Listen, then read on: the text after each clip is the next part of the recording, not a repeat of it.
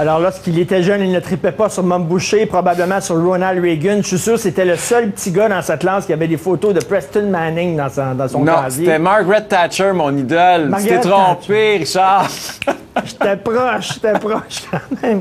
Éric Duhaime, jour de souvenir, on parlait avec Gaëtan Martel tantôt de l'Association canadienne des vétérans et il nous disait, au Canada, lorsque tu dis que tu es militaire, il y a un respect dans les yeux des gens et si les gens t'aiment pas, et je me souviens, il y a quelques années, à l'Assemblée nationale, on avait présenté les soldats qui revenaient d'une mission en Afghanistan.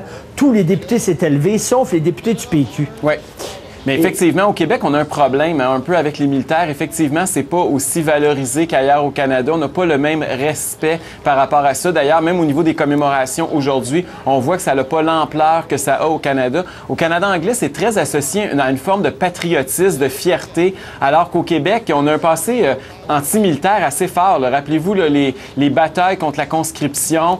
Pour nous, les militaires, ça a souvent voulu dire l'invasion. Les Québécois ont toujours un parti pris anti-guerre, anti-militaire, et ça fait comme partie de nos gènes. Hein. On s'est bâti souvent contre l'armée et on n'a pas l'impression que c'est nous. Et c'est quand même assez curieux parce qu'aujourd'hui, l'armée canadienne est quand même une armée qui fait des choses extraordinaires aux quatre coins de la planète. Et les gens en Afghanistan ne sont pas contents que l'armée s'en aille. Mais non. Ils sont pas contents parce que là, les jeunes filles pouvaient retourner à l'école, les talibans étaient loin. Si l'armée s'en va, les talibans vont revenir, les droits des femmes vont reculer. Comment ça se fait qu'on protège pas plus et qu'on n'appuie pas plus nos militaires? C'est quand même étonnant. C'est très, très, très étonnant, mais ça explique dans un contexte historique. On peut comprendre que les Québécois ont vu le côté sombre des militaires. Normalement, quand les bottes des militaires envahissaient le Québec, c'était pas pour les bonnes raisons. On a souvent eu le canon dans le front plutôt que de l'avoir dans les mains. Et je pense que ça explique un peu notre paranoïa collective c'est une racine québécoise très profonde. Je me souviens des années 70, en 1970, j'avais 9 ans, puis il y avait des exercices militaires dans la cour de mon école.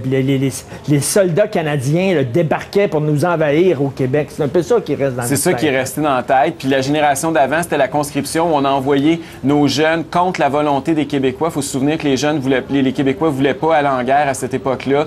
Donc, c'était le Canada anglais qui avait voté en faveur. Puis si on remonte encore plus loin, on peut remonter à l'invasion par l'armée britannique aussi. On remonte jusqu'à la bataille des Plaines d'Abraham, en fait. Hein. On a toujours eu le mauvais côté de l'armée. Et je pense que ça nous est resté profondément ancré culturellement. Et on est un des peuples les plus anti-militaires et d'une certaine façon pacifiste. C'est pas juste négatif, cet aspect-là, mais au niveau des commémorations comme celle d'aujourd'hui, c'est sûr que le Canada anglais et nous, ça se compare pas. Et effectivement, on a de la difficulté à commémorer des gens qui se sont battus pour notre liberté dans une guerre excessivement importante. Tout à fait. Tu veux parler des fonctionnaires, Éric? Oui. Aujourd'hui, je vais te parler de ce qui s'est passé cette semaine parce que on le sait qu'aux États-Unis, il se passe des crises importantes. Il y a une crise économique importante qui afflige nos voisins du Sud.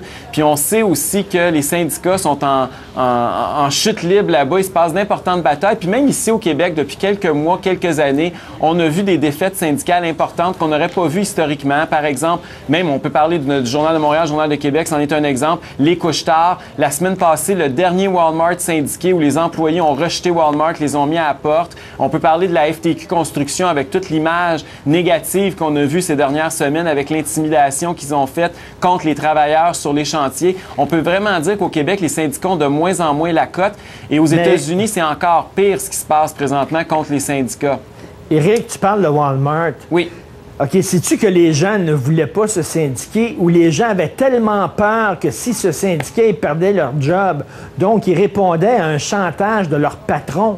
C'est-tu vraiment plus... C'est-tu tant un refus de se syndiquer plutôt qu'une peur de perdre leur job à cause que leur boss, c'est un bokeh? Je pense que ça va ensemble parce qu'on a vu des grosses batailles. On pourrait parler aussi de la MEL Lévis où le syndicalisme fait en sorte que ça entretient des entreprises où les coûts de production deviennent beaucoup plus élevés que la concurrence, puis à moyen ou à long terme, ces entreprises-là disparaissent. Et c'est ce qui risque d'arriver, par exemple, dans les couche-tard, une industrie excessivement compétitive au niveau des dépanneurs.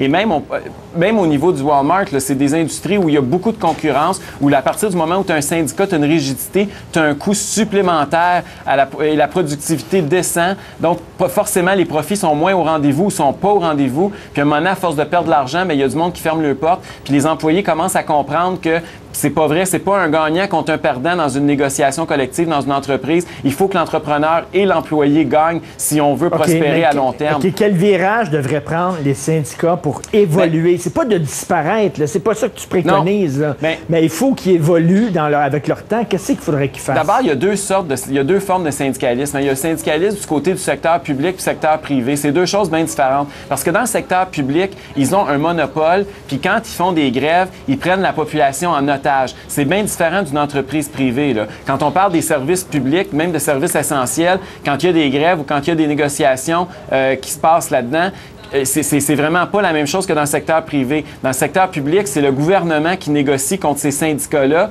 Et souvent, ce gouvernement-là, sa vraie récompense, c'est pas nécessairement de veiller au bien public en termes de finances publiques, mais bien plus d'assurer sa prochaine élection et d'acheter un peu, si on veut, la paix avec les syndicats. Et aux États-Unis, ça s'est passé de façon éhontée. Et ce qu'on a vu dans les dernières semaines, ce qui est intéressant, c'est que les premiers États, d'ailleurs, le tout premier État aux États-Unis, en 1959, le Wisconsin, qui a été le premier à autoriser la négociation collective aux syndicats, qui a été le premier à octroyer le droit de grève aux employés du secteur public, mais ça a été au mois de mars dernier, c'est l'État qui l'a retiré ce droit-là. Et depuis ce temps-là, un paquet d'États ont suivi. Là, je pourrais parler l'Indiana, l'Arizona, l'Idaho, le Michigan, le New Hampshire, l'Oklahoma, la Caroline du Sud, le Wyoming.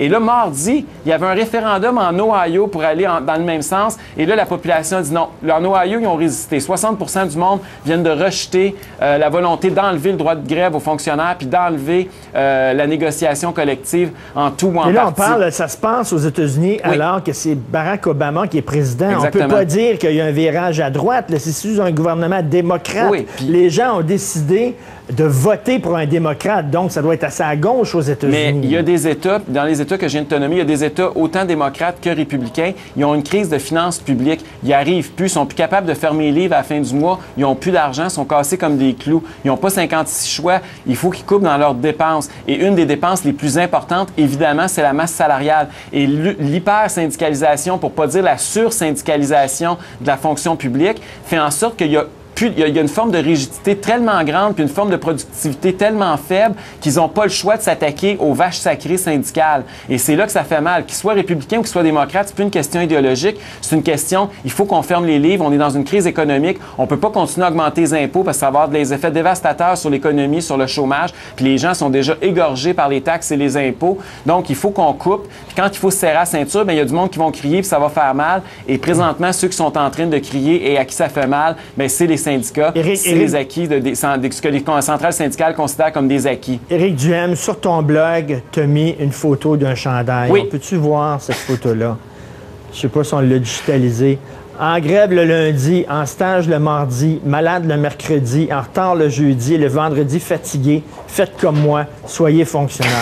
OK, c'est de la provoque, Éric. Je comprends qu'il y en a qui se pognent le bang, mais c'est pas le cas de tous les fonctionnaires. Non, absolument pas. Tu as raison, Richard, mais en même temps, il faut quand même voir que le taux de productivité dans le secteur public est encore beaucoup plus faible que le taux de productivité dans le secteur privé. Il faut voir que les avantages consentis aux employés du secteur public sont beaucoup plus importants que ceux dans le secteur privé. Alors, regarde, cette semaine, on a encore une nouvelle qui est sortie. 75 milliards de dollars que les générations futures vont devoir payer parce que le fonds de retraite des fonctionnaires du gouvernement du Québec est sous-capitalisé, c'est-à-dire qu'ils ont donné des fonds de pension dans les négociations collectives, justement, aux fonctionnaires qui étaient beaucoup trop généreux par rapport à ce que les fonctionnaires payent pour leur fonds de retraite. Et aujourd'hui, on se ramasse avec un surplus d'un déficit accumulé de 75 milliards. Qui va payer la facture? Ça ne sera pas les fonctionnaires à la retraite, ça va être l'ensemble des contribuables, particulièrement les jeunes qui vont être de moins en moins syndiqués avec des emplois de plus en plus précaires. Et on est en train de pelleter ça sur le dos de cette génération-là. C'est ça l'injustice qui est en train de se produire. Merci beaucoup, Éric. Puis on revient encore avec la photo de ton chandail. Toi, tu as le don de te faire des amis. T'aimes ça, avoir des amis. Merci, Éric. Merci, bon bonne week-end. fête de semaine, On se revoit Richard. lundi, 10h30. On se laisse là-dessus. Après la pause, les cartes de crédit.